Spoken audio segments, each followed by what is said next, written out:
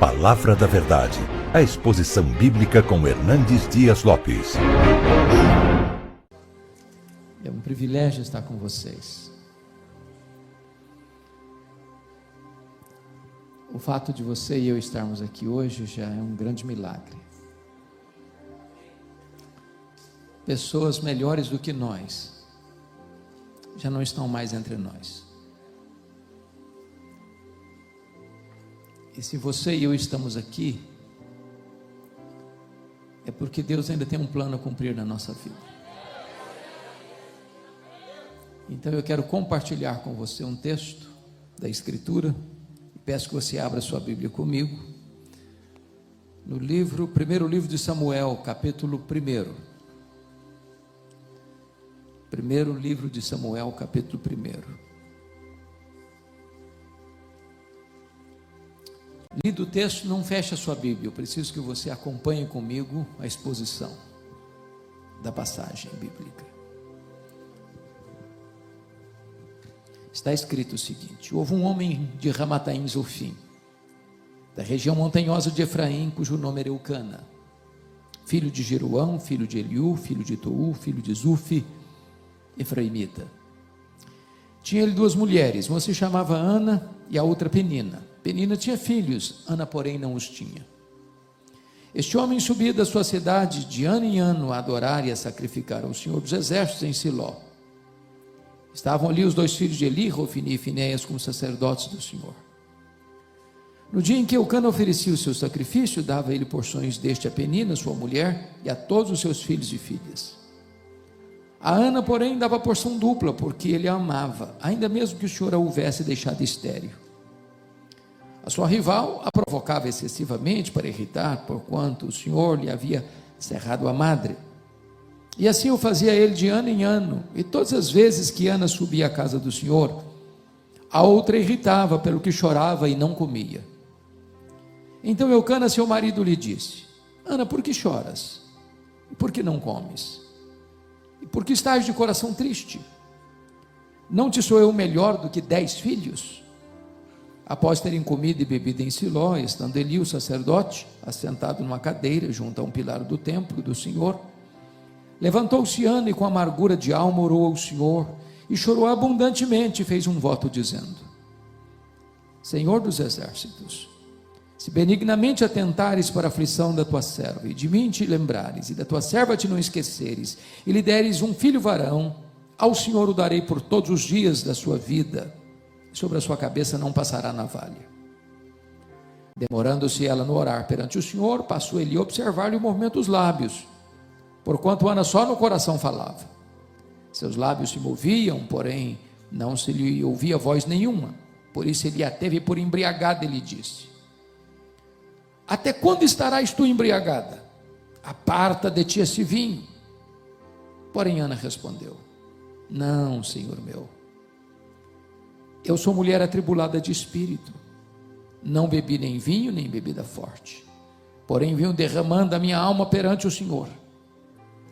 Não tenhas, pois, a tua serva por filha de Belial, porque pelo excesso da minha ansiedade e da minha aflição é que tenho falado até agora. Então lhe respondeu Eli: Vai-te em paz, e o Deus de Israel te conceda a petição que lhe fizeste. E disse ela: Acha a tua serva mercê diante de ti. Assim a mulher se foi seu caminho e comeu, e o seu semblante já não era triste. Levantando-se de madrugada e adorando perante o Senhor, e voltaram e chegaram à sua casa Ramá. Eucana coabitou com Ana, sua mulher, e lembrando-se dela o Senhor, ela concebeu, e passado o devido tempo teve um filho, a que chamou Samuel, pois dizia: do Senhor o pedi. Verso 26. Disse Ana a Eli: Ah, meu Senhor, tão certo como vives, eu sou aquela mulher que aqui esteve contigo orando ao Senhor.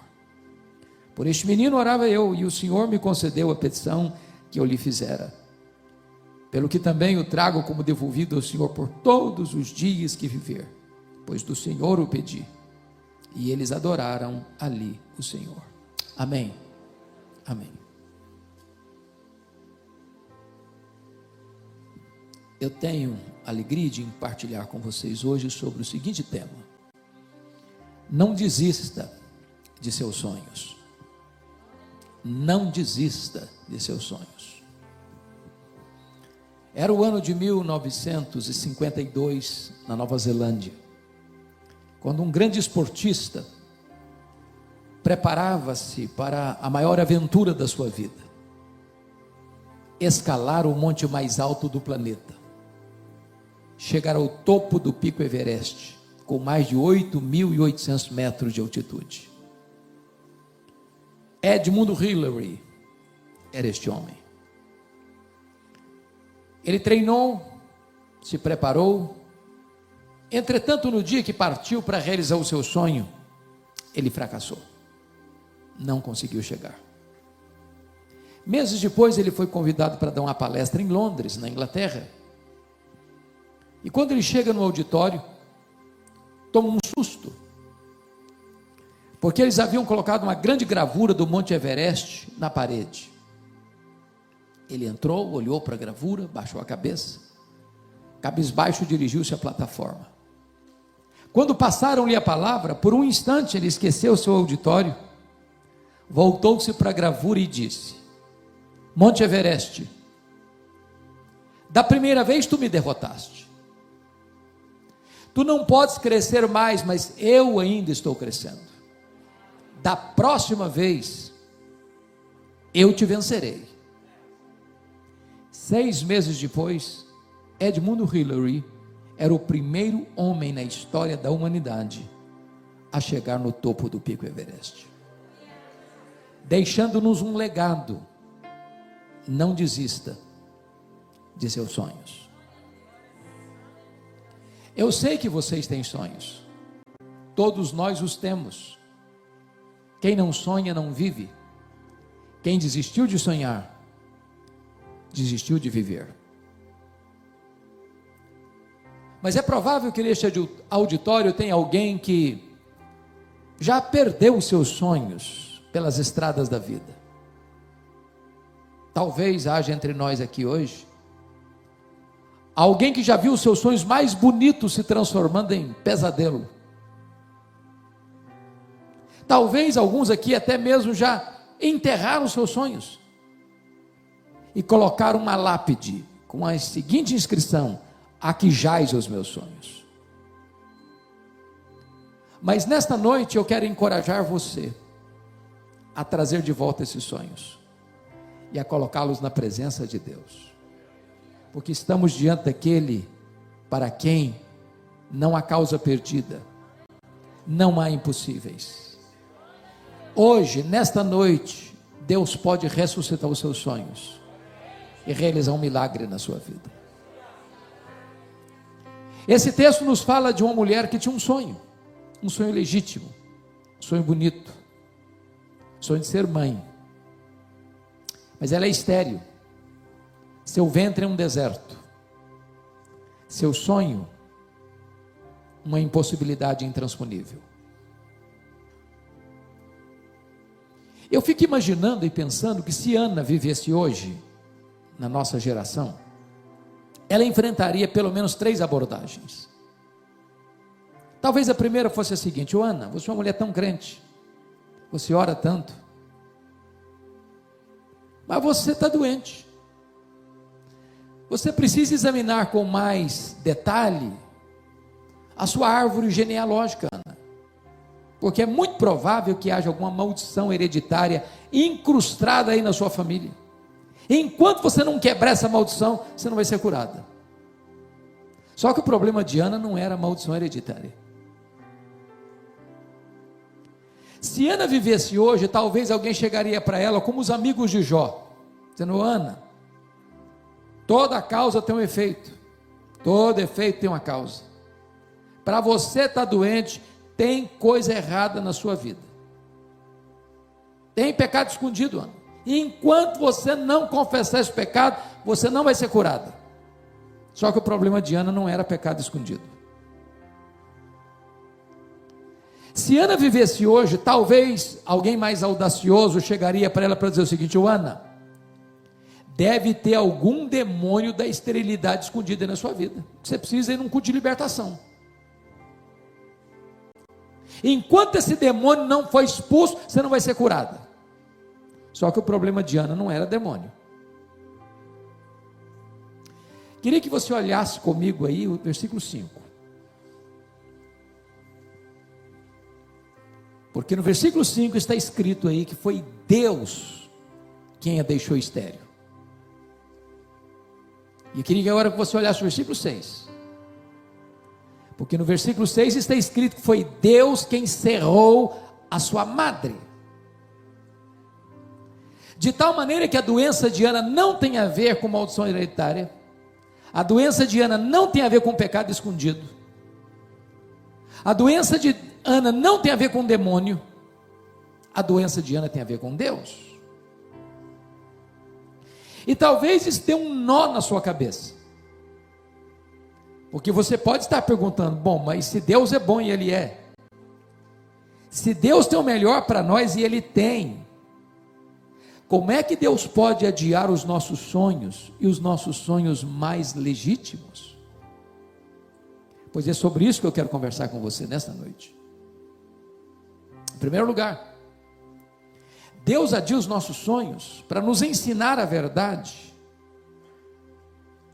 de que o Deus das bênçãos é melhor do que as bênçãos de Deus.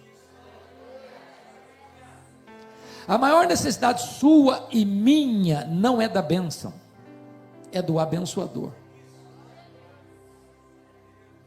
Não é de coisas, é de Deus. Nós poderíamos ter todas as bênçãos de Deus, se nos faltar o Deus das bênçãos, a nossa vida continuará vazia, sem propósito, sem significado. Nós vivemos uma geração, irmãos, que está pouco a pouco se deslocando do cristocentrismo para o antropocentrismo. Parece que hoje o pensamento contemporâneo não é mais que o homem está a serviço de Deus, mas que Deus está a serviço do homem. Não é mais que a vontade de Deus seja feita na terra, mas que a vontade do homem prevaleça no céu. Mas é necessário dizer que Deus é melhor que as suas bênçãos. Porque o sonho de Ana foi adiado. Ela começa a buscar a Deus como nunca buscara antes. Deus passa a ocupar o primeiro lugar na sua vida, na sua agenda, no seu coração. E essa é a primeira lição que Deus nos ensina. Enquanto Deus não for o primeiro, as outras coisas não vão ter sentido nem propósito na sua história. Segundo lugar, sabe por que Deus adia os nossos sonhos? Deus adia os nossos sonhos para nos ensinar que tudo que temos e tudo que somos veio de Deus, é de Deus e deve ser consagrado de volta para Deus. Olha o que Ana disse para ele: por este menino orava eu, pelo que o trago como devolvido ao Senhor por todos os dias da sua vida. Se Ana não tivesse tido esse entendimento, Samuel teria sido um ídolo na sua vida. Ela teria vivido ao redor de Samuel, gravitando ao redor de Samuel. Quantas vezes, meus irmãos, nós pedimos uma bênção para Deus e Deus nos dá, porque Deus é o abençoador. E de repente, ao recebermos a bênção, substituímos o abençoador pela bênção. Eu explico. Você pede a Deus prosperidade, e Deus dá prosperidade. A bênção do Senhor enriquece, e com ela não tem desgosto. É Deus quem fortalece as nossas mãos para adquirirmos riquezas. Aí a pessoa começa a prosperar financeiramente. Aí ela não pode vir num culto de terça-feira mais, porque ela está ocupada cuidando das coisas. Não pode vir numa vigília de oração mais, porque ela está cuidando das coisas. E de repente aquilo que foi dado como bênção, se transforma num substituto do abençoador e depois se transforma num ídolo na sua vida. É muito importante você entender que tudo que você tem é de Deus. A vida que você tem é de Deus, a saúde que você tem é de Deus, a inteligência que você tem é de Deus, a família que você tem é de Deus, a casa que você mora é de Deus, o carro que você anda é de Deus, o trabalho que você tem é de Deus, tudo é de Deus. Então coloque no altar de Deus de volta o melhor daquilo que Deus tem dado para você.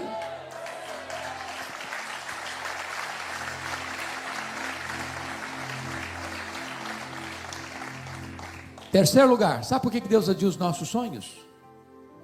Deus adia os nossos sonhos para nos ensinar que os planos de Deus são maiores e são melhores do que os nossos sonhos. Qual era o sonho de Ana? Apenas ser mãe.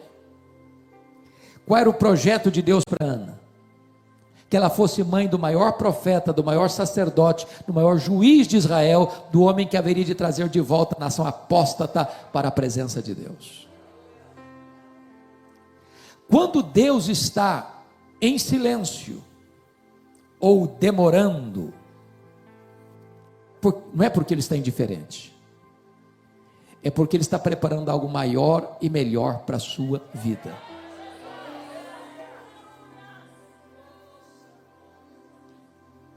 Deus nos ensinou a orar.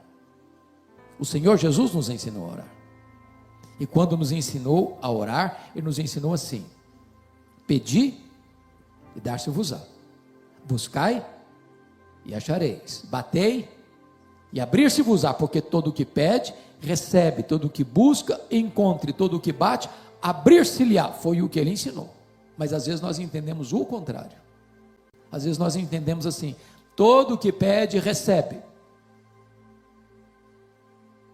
Isso é verdade. Mas nem todo o que pede, recebe o que pede. Isso não está na Bíblia. Está escrito que todo o que pede, recebe. Mas não está escrito que todo o que pede, recebe o que pede. Sabe por quê? Porque nós não sabemos orar como convém. Muitas vezes nós pedimos para Deus uma pedra, pensando que estamos pedindo um pão. Pedimos para Deus uma cobra, pensando que estamos pedindo um peixe. Pedimos para Deus um escorpião, pensando que estamos pedindo um ovo. Pedimos para Deus aquilo que vai nos destruir, pensando que estamos pedindo aquilo que vai nos matar. Então Deus é tão bom com você e comigo, que Ele não atende nem defere tudo o que nós pedimos para Ele. Sabe por quê? Porque os pensamentos dele são maiores e mais altos que os nossos pensamentos, os caminhos dele são mais elevados que os nossos caminhos, os planos de Deus são melhores do que os nossos melhores sonhos.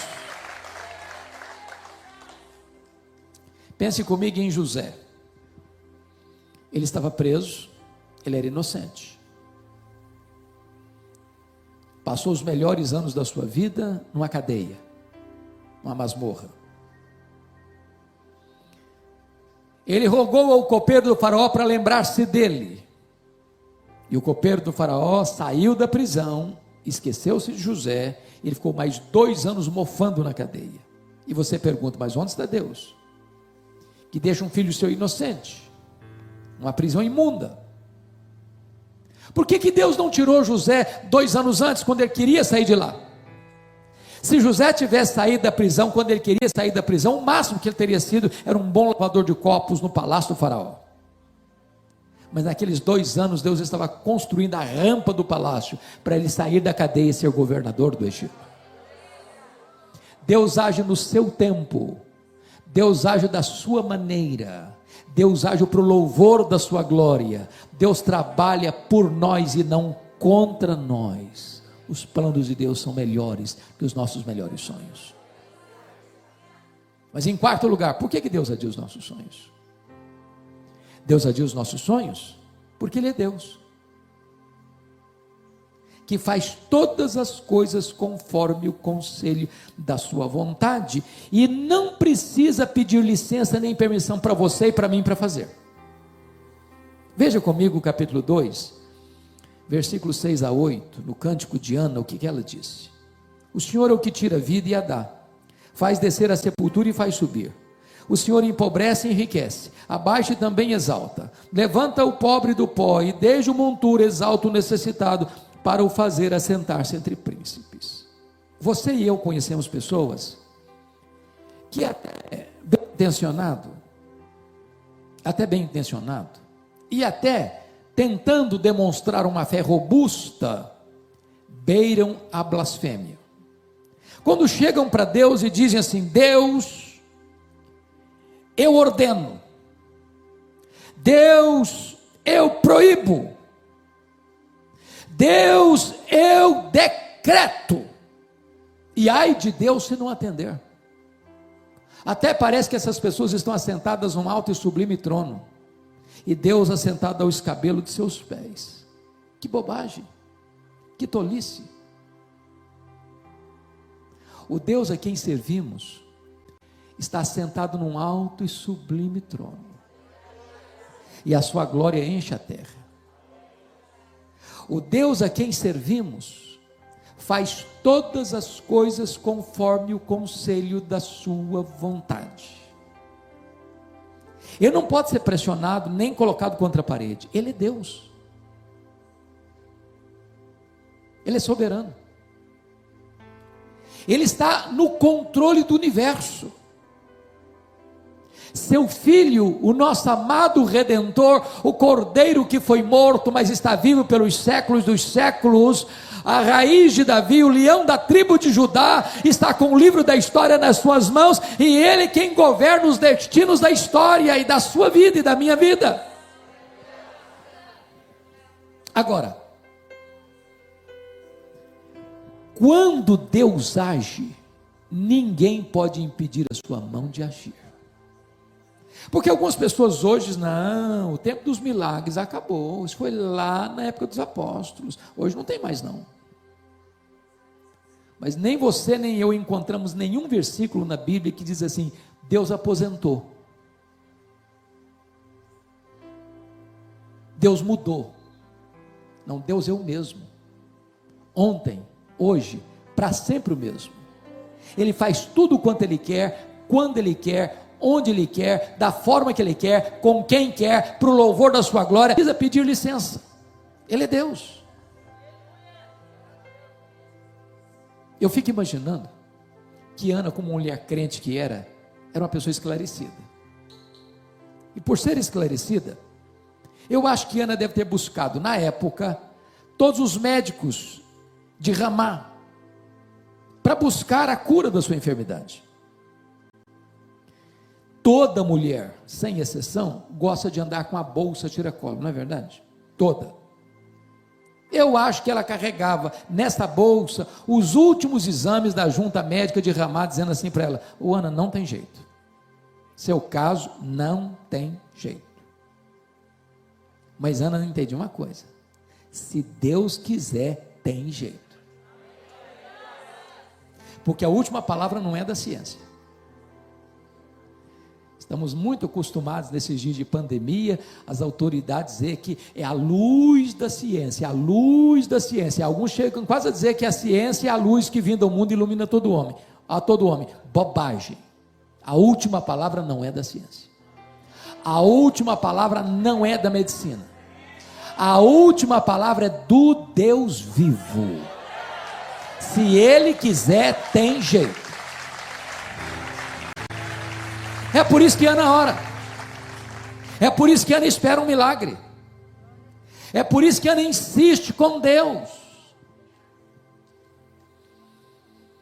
Há alguns anos eu fui fazer uma visita no hospital militar, na cidade de Vitória, como fazia costumeiramente as ovelhas que iam para lá, seriam hospitalizadas. Naquele dia eu cheguei, 3 pessoas na porta do hospital. Quando eu me aproximei, eram pessoas da minha cidade do interior do Espírito Santo, e lá estava uma moça de 19 anos, com um câncer, já em estado avançado, e o médico lá do interior, não podendo mais continuar o tratamento lá, mandou-a para Vitória, Espírito Santo, porque ela precisava ser internada no CTI,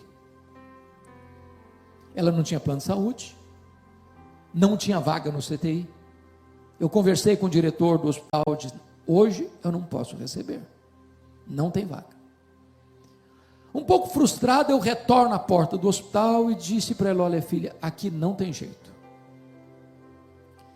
E eu confesso, pastor Fred, que eu não tenho o hábito de fazer isso constantemente, mas naquele dia eu fiz, tomado por um impulso. Eu disse, filha, vamos fazer uma coisa? Aqui não tem jeito, mas vamos pedir para quem tem jeito, para fazer mais? E ali na porta do hospital, eu impus as mãos sobre aquela moça, e pedi a Deus para fazer um milagre na vida dela. Quando eu termino de orar, se aproxima um rapaz e disse, essa moça eu conheço, e ela tem um primo que é médico, numa outra cidade do estado, a 180 quilômetros daqui, lá tem CTI, então vamos ligar para lá. Ligamos, ele atendeu, tem vaga, pode mandá-la. Quando ela chega, ele pega os exames, examina, constata o problema, a gravidade do problema, submeteu-a a novos exames. Para surpresa dele, não tinha rigorosamente mais nada no seu organismo. Ela foi para casa naquele mesmo dia. Faz vários anos isso, com vida, com saúde. Sabe por quê? Porque quando Deus quer, tem jeito. Não estou dizendo para você, entretanto, que todas as pessoas pelas quais eu ou você vamos orar, Deus vai curar, não estou dizendo isso. O que eu estou lhe dizendo é que se Deus quiser, tem jeito. Então não desista de seus sonhos. Mas esse texto nos retrata um outro ângulo desta mensagem. Se você tem sonhos, cuidado, porque tem assassinos de sonhos soltos por aí. E Ana teve que lidar com 3 assassinos de sonhos. A primeira pessoa que quis matar os sonhos de Ana foi a sua rival Penina. Penina irritava, provocava.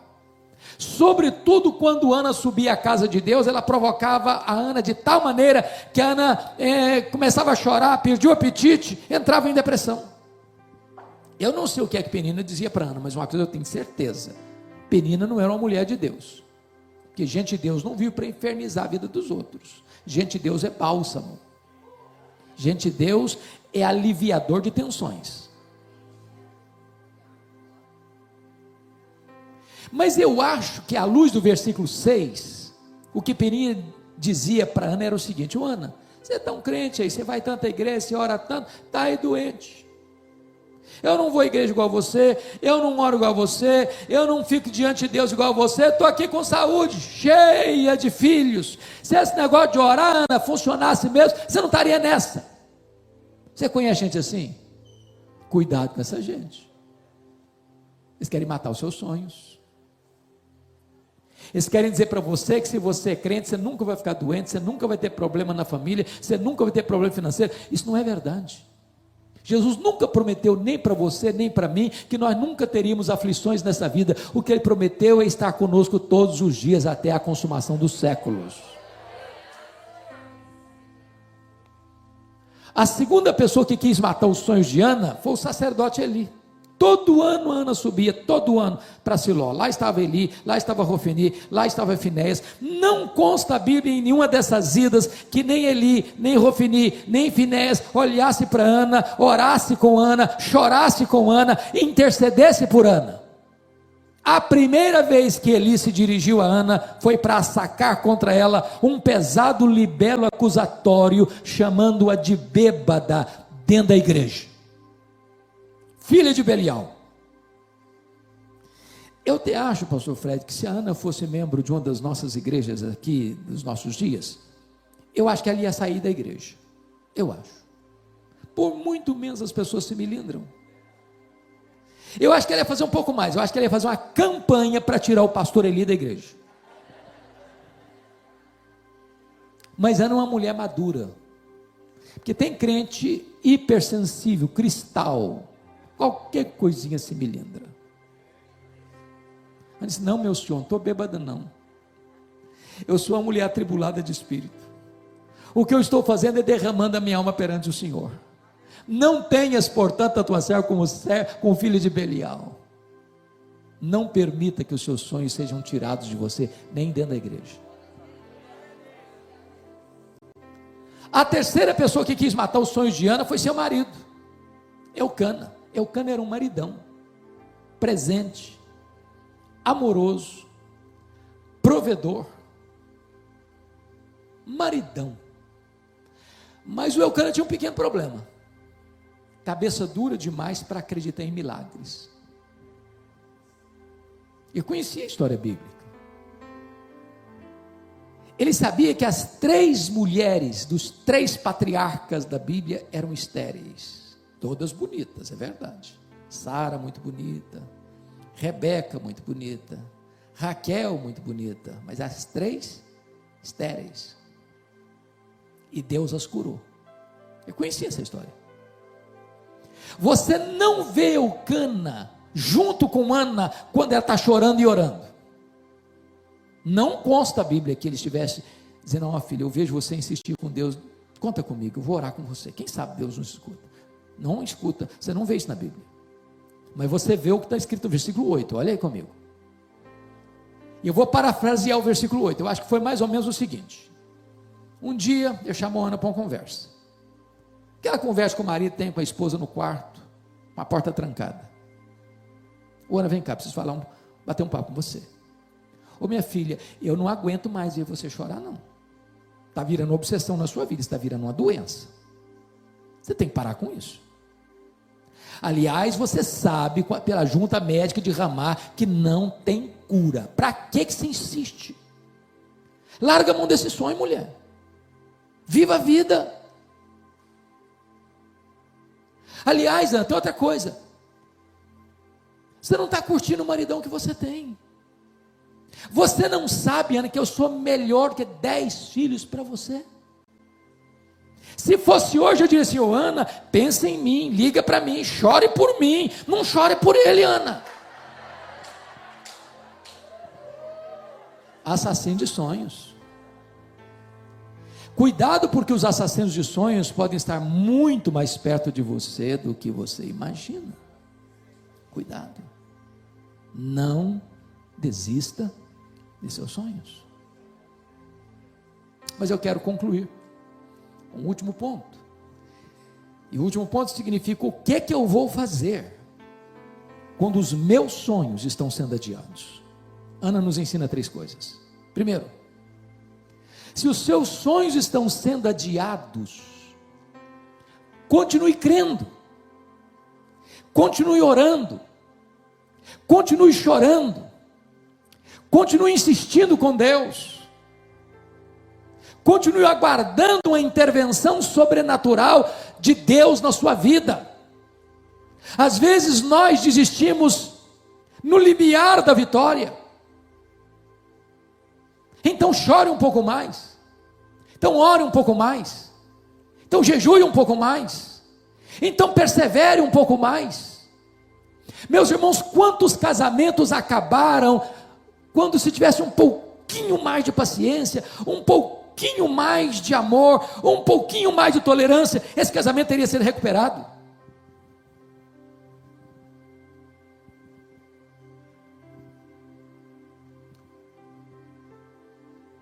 Deixa eu lhes dar 2 exemplos.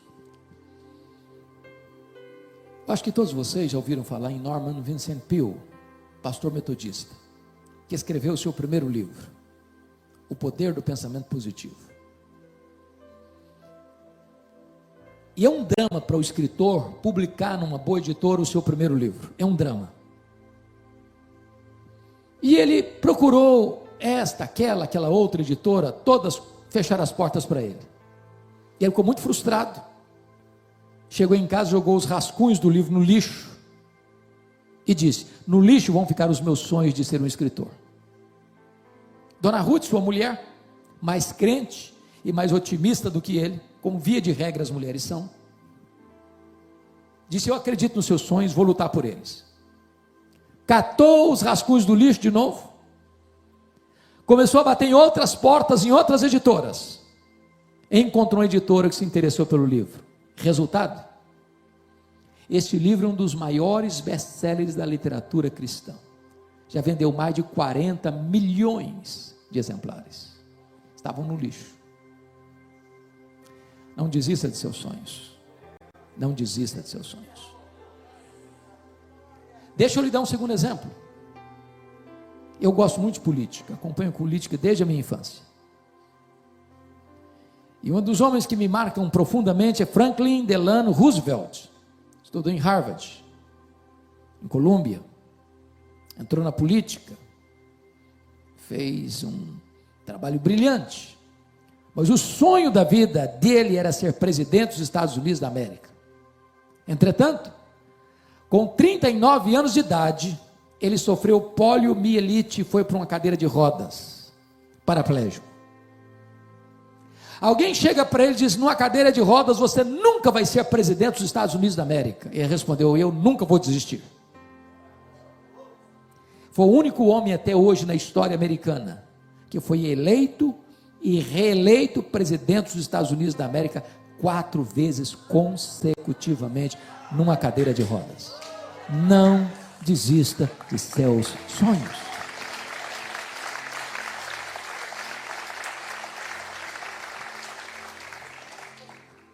A segunda coisa que Ana fez, quando seus sonhos estavam sendo adiados, é que ela tomou posse das promessas da palavra de Deus. Veja o versículo 17 comigo. Eu acho isso magnífico, porque quando Eli falou uma tolice para Ana, ela não hospedou aquela palavra no coração.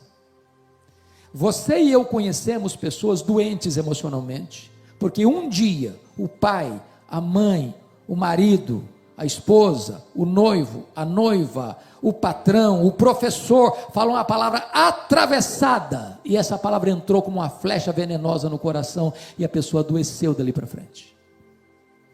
Se alguém falou uma palavra tola para você, não receba isso não.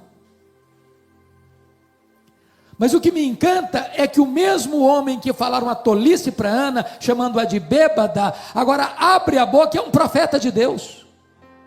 Quando diz para ela: vai em paz para a tua casa, e o Deus de Israel te conceda a petição que lhe fizeste. Essa palavra é boa, essa palavra Ana acolhe, essa palavra Ana hospeda no seu coração, e esta promessa trouxe cura para Ana, e restauração para a sua vida. Notem vocês que Ana teve 2 curas bem distintas. A primeira cura foi uma cura emocional. Logo que ele ouviu e tomou posse, o rosto dela brilhou. A face dela iluminou-se. Ela largou ali os andrajos, os trapos da tristeza e da dor e da depressão, e ela retoma o sonho de ser mãe.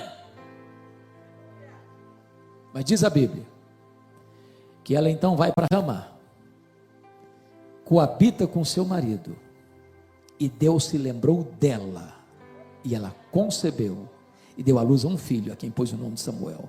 Portanto, em Shiló ela creu, em Ramá o milagre aconteceu.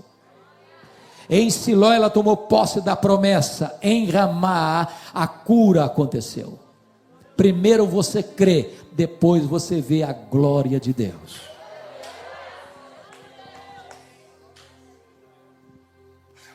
Nós estamos vivendo em tempos de pandemia. E eu não sei se você pensa como eu, mas se você ligar a televisão, tem um assunto de manhã, ao meio-dia, à tarde, à noite e de madrugada. Pandemia, pandemia, pandemia, pandemia. Covid, Covid, Covid, Covid. E tantas pessoas infectadas, e tantas pessoas morreram, e tal, e tal, e tal, e tal. E tem gente plugada nesse troço, de manhã, de tarde, de noite. Meu amado irmão, quem sabe, dê uma desligadinha, comece a ler sua Bíblia, alimente o seu coração com as promessas de Deus. Quem está no controle da história não é a Organização Mundial de Saúde. Quem está no controle da história é o Deus vivo, todo-poderoso, que é seu Pai.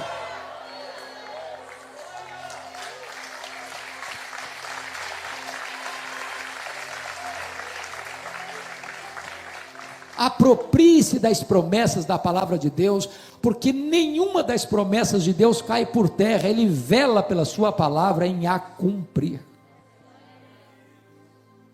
Mas finalmente, Ana nos ensina a terceira coisa. Se os seus sonhos estão sendo adiados, volte à trincheira da luta e volte a viver. Ana queria ser mãe, mas ela vivia deprimida, chorando. Em vez de relacionar-se com o seu marido e caminhar na direção do milagre, ela vivia nos cantos chorando. E uma mulher que vive nos cantos chorando não é muito agradável para o marido também não. Quando ela voltou para Ramá, eu acho que ela deu uma melhorada no semblante, botou uma roupa mais bonita, mais atraente. E diz a Bíblia que ela coabitou com seu marido. Ela voltou a viver. Ela voltou a sorrir. Ela voltou a cantar. Ela voltou a sonhar. E agora eu quero dizer a você que nós cremos nesta verdade, que Deus está no controle, que Deus é soberano. Você e eu não cremos em sorte, você e eu não cremos em azar, você e eu não cremos em determinismo cego, você e eu não cremos em um olho gordo, você e eu não cremos em misticismo, você e eu cremos que Deus está no trono, que a nossa vida está nas suas mãos, que nada acontece conosco sem que Ele saiba, sem que Ele permita, sem que Ele tenha um propósito. Então volte a sorrir, então volte a cantar, então volte a viver, então volte a crer que Deus está no comando da sua vida e conduz você ao triunfo. Há um autor que eu gosto de ler, embora não seja evangélico, Og Mandino. Não sei se você já leu, pelo menos O Maior Vendedor do Mundo. Se você não leu, vale a pena ler. Mas o que me impressiona em Og Mandino é que aos 35 anos de idade ele estava falido, bêbado, abandonado pela esposa e pela filha, caído numa sarjeta, pensando em suicídio. 10 anos depois, ele estava no topo da fama mundial, escrevendo livros lidos e traduzidos no mundo inteiro, encorajando as pessoas a viverem com otimismo. E eu fico pensando, se um cara que não é crente, consegue viver com otimismo, e você, e eu, que podemos dizer, este é o dia que o Senhor fez, alegremo-nos e regozijemo-nos nele. No seu livro autobiográfico, ele dá uma sugestão muito simples e muito prática, para você começar o seu dia animado. Porque crente tem que começar o dia animado. Animado. Qual o conselho dele? É o seguinte: bom, bem de manhã, antes do café, pegue o melhor jornal da sua cidade. Aqui nós falamos de Folha, outros acham que é o Estadão. Pega os dois então, se você estiver em dúvida. Abra o jornal. Bom, mas você não deve abrir o jornal na página política, você vai ficar deprimido e revoltado. Então pula essa página. Bom, também você não deve começar a ler o jornal nas páginas econômicas, porque nós estamos numa recessão a caminho de uma depressão econômica. Então pula essa página também. É claro que você não vai querer começar o seu dia lendo nas páginas policiais, você vai ficar com medo de sair de casa. Então pula essa página também. Bom, as páginas esportivas você não vai querer ler, porque de repente você é São Paulino, você nem lembra mais quando o seu time ganhou um título. Então passa logo essa página também. Então você quer começar o seu dia animado? Comece a leitura na página do obituário. Exatamente, a lista das pessoas que morreram. Só um detalhe, você tem que ler tudo. Tudo. Os nomes grandes, pequenos, lê tudo. Quando você terminar essa leitura, você vai descobrir algo fantástico. Você vai descobrir que o seu nome não está nessa lista. Você vai descobrir que as pessoas que estão nesta lista dariam tudo para estar no seu lugar, mas elas estão mortas. Você vai descobrir que você está vivo, e se você está vivo, um milagre de Deus pode acontecer na sua vida hoje. Não desista de seus sonhos.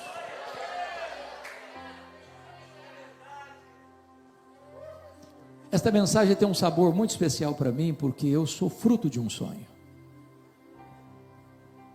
Nos idos de 1958, os meus pais moravam numa região muito pobre, do interior do Espírito Santo. Não tinha estrada, não tinha carro, não tinha médicos. Quando uma pessoa ficava doente, ela tinha que ser transportada numa padiola, num lençol, amarrado num varal. e 2 pessoas carregando pela trilha, 40 quilômetros, onde ficava o médico. A minha mãe estava grávida do seu último filho, em estado adiantado de gravidez, quando ela caiu gravemente enferma. Meu pai sabia que ela não suportaria uma viagem de 40 quilômetros de Padiola. Mandou chamar um médico, ele veio, a examinou e disse: essa mulher não vai sobreviver. Ela está muito fraca, muito doente, e pior, a criança que está no ventre dela está em agonia de morte. A única chance de salvar essa mulher é sacrificar a criança. Ou tira a criança, ou a mãe morre junto com a criança. Naquele momento a minha mãe tomou uma outra decisão.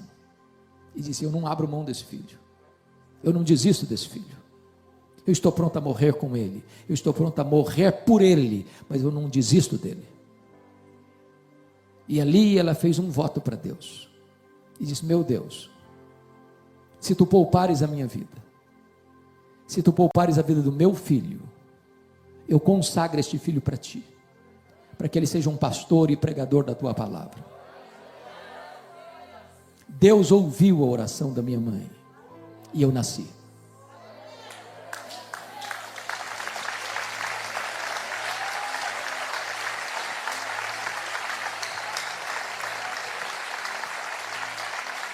Nasci na roça, trabalhando na enxada. Fui calçar o meu primeiro par de sapatos com 8 anos de idade, com as mãos calejadas.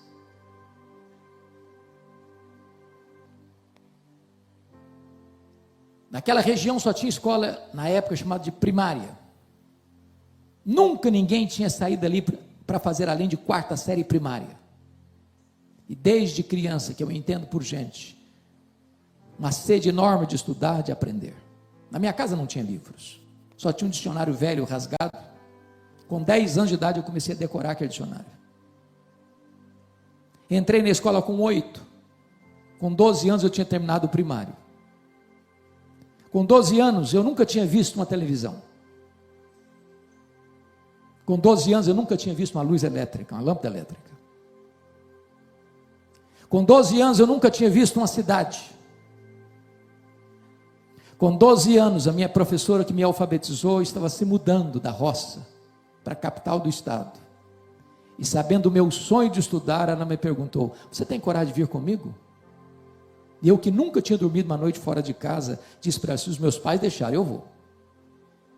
Com 12 anos eu subi na carroceria de um caminhão e fui parar no pior bairro da Grande Vitória, dentro de um mangue, do lado de um prostíbulo.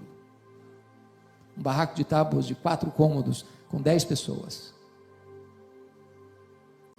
Foram tempos dificílimos na minha vida. Muitas vezes, eu namorei um pão de sal na vitrine de um botequim, com o estômago doendo de fome. E não tinha dinheiro para comprar um pão de sal para comer. Muitas noites chorava de fome. E dormia soluçando, porque eu tinha um sonho, eu queria estudar.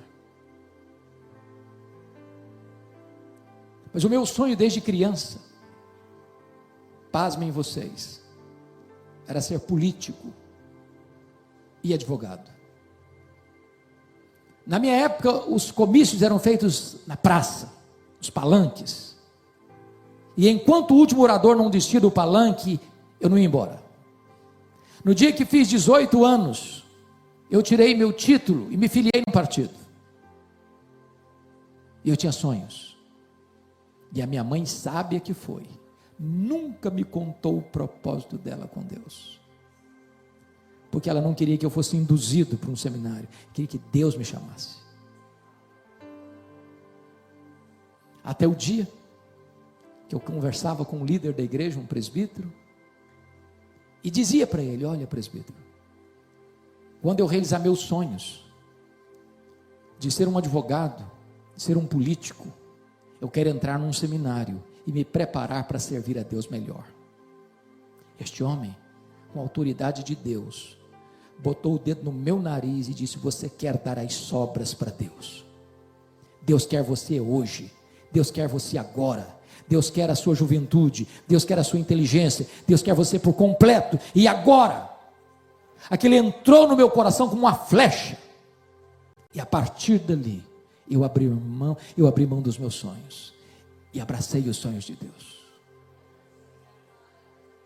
Se eu pudesse viver 10 vidas, em todas elas eu gostaria de ser pastor. Não tem nada mais sublime do que ser mensageiro de Deus, portador de boas novas, ministro da reconciliação.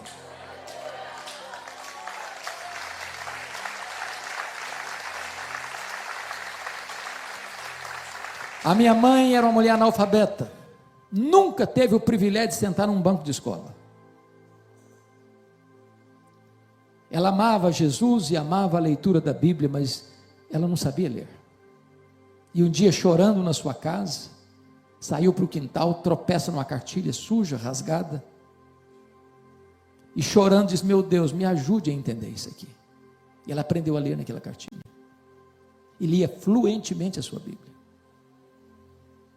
Antes dela partir para o Senhor, ela me chamou à sua casa, e me contou essa história.